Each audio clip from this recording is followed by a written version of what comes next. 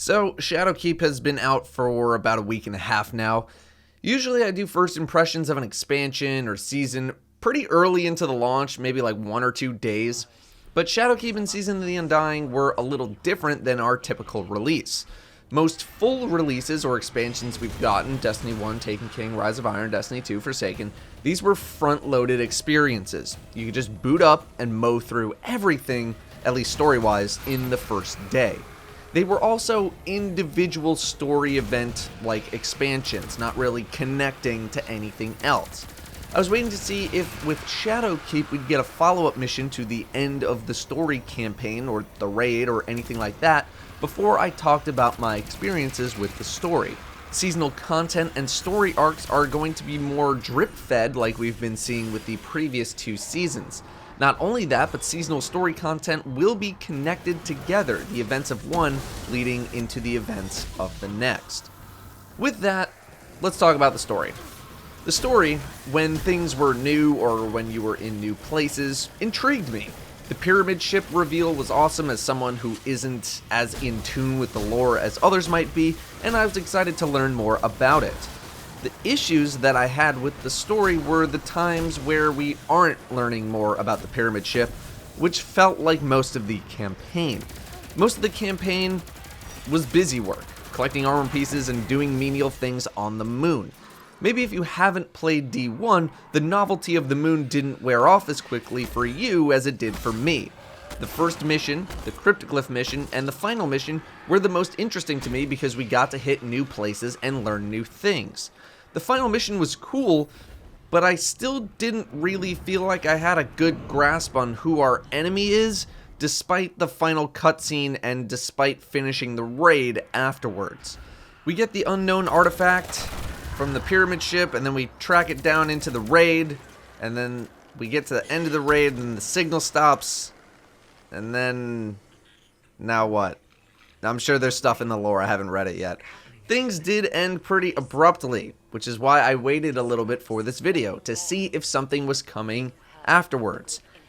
It might still be, but that's why this is a first impression.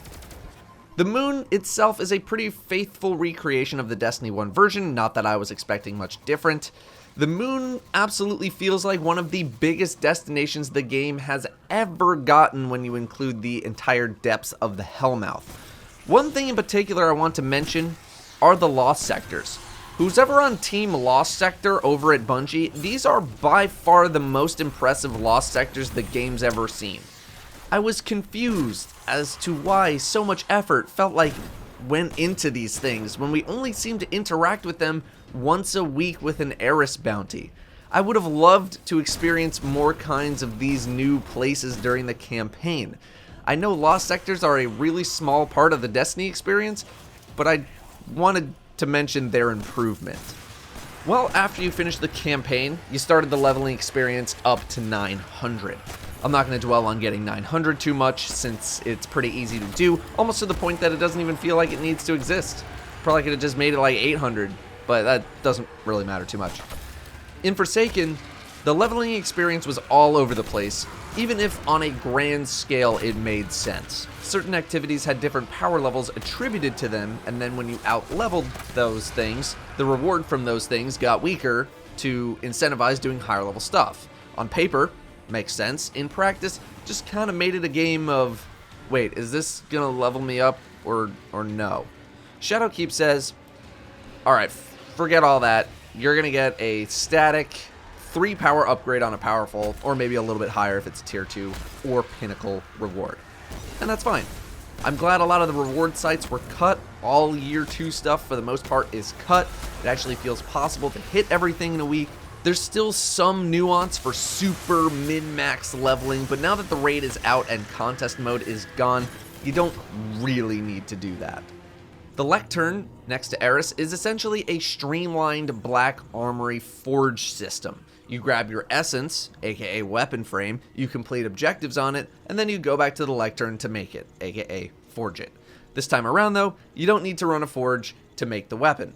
I like the weapons so far from the lectern, although I haven't used all of them just yet. But this brings us to another issue that's come up, and that is the lack of a vendor armor and weapon refresh. The Crucible and Vanguard are still rolling with the same weapons and armor this time around. We also haven't seen a new round of world drops either. I think most people can forgive there not being a vendor refresh every single season, but once a year seems like a reasonable expectation.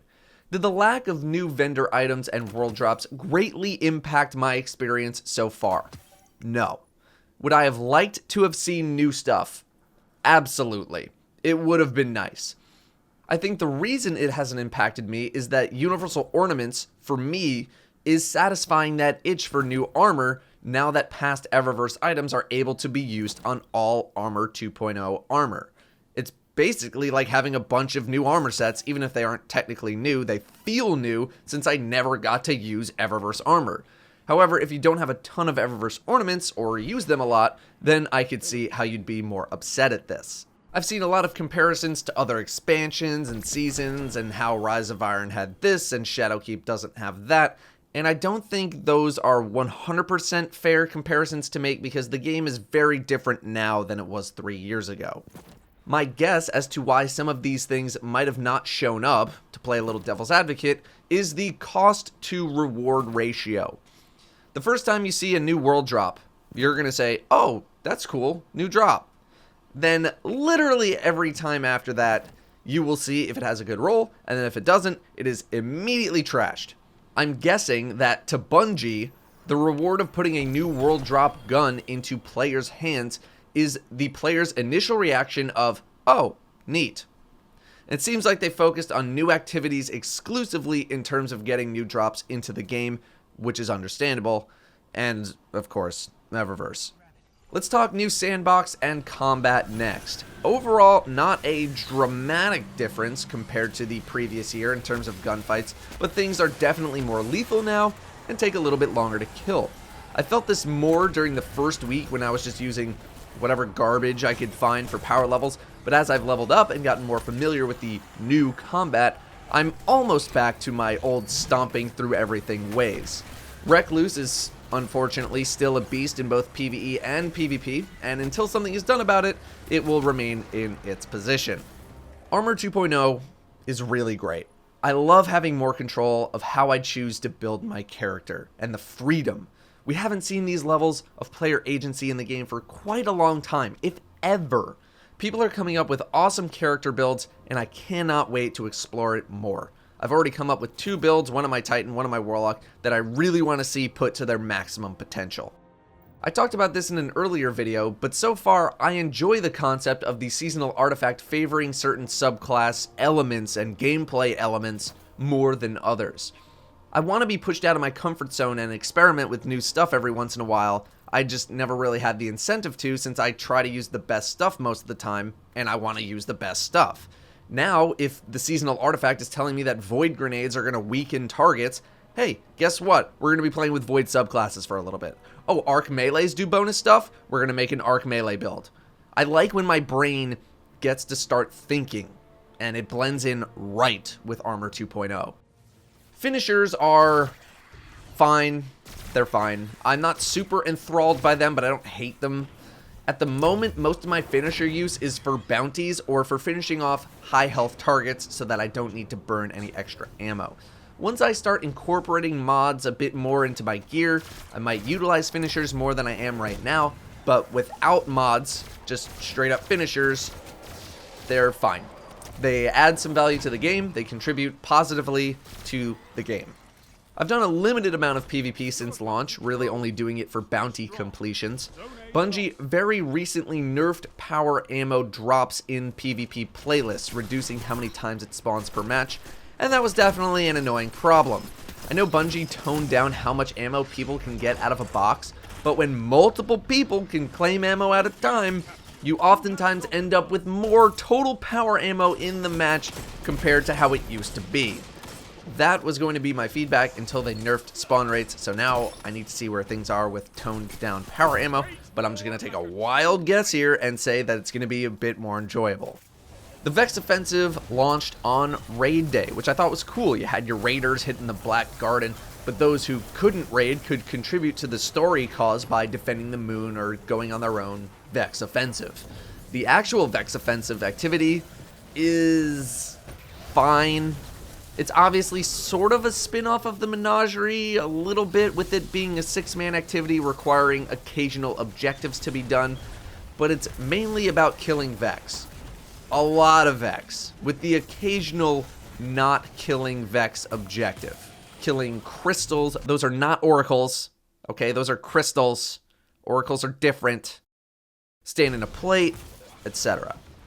It is a pretty mindless, painless activity, and those hoping for the depth of the Menagerie are going to be disappointed here. It is very diet Menagerie. Me, I'm looking forward to trying some builds out in there, but I can imagine myself being done with Vex Offensive as soon as I get the related title for it. Nightmare hunts feel like miniature strikes that I do for a weekly powerful reward. So far, that's really all I got on Nightmare hunts. It's cool to revisit some old bosses, but Nightmare hunts are not doing a ton for me. As for the new Nightfall, I like having difficulty options back, not to mention an activity that rewards high-level stuff repeatedly. Being able to farm upgrade materials and enhanced mods is great, although I suspect the fun will dry up when I've obtained everything.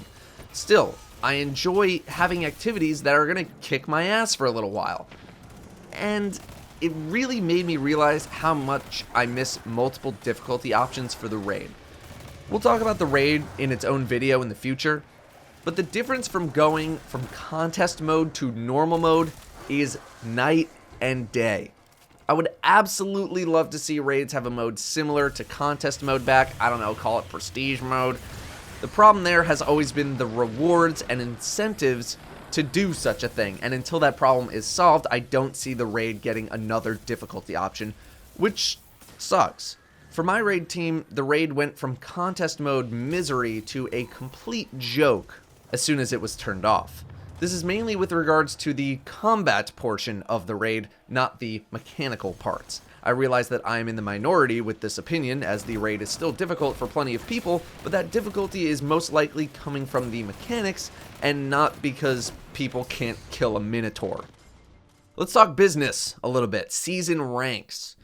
I was surprised at how easy it is to level up my season ranks. As of me recording this, I am at level 80 on my season rank pass after 93 hours of play, with 12 of those hours being spent in the raid, and let's say maybe 5 to 6 hours being spent doing non-experience gaining things.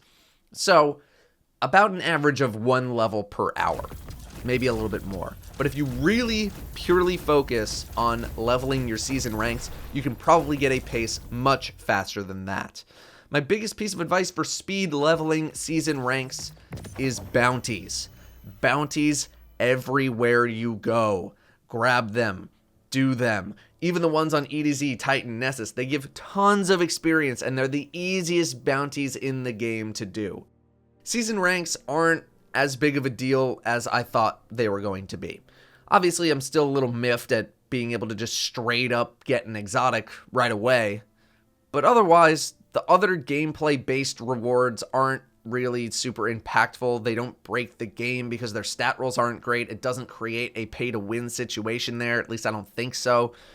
And I initially had a problem with something like the super cool Vex armor being a part of the paid section of the season ranks, but because you get the season rank thing when you buy the season anyway, that is also not as big of a deal as I thought it was going to be.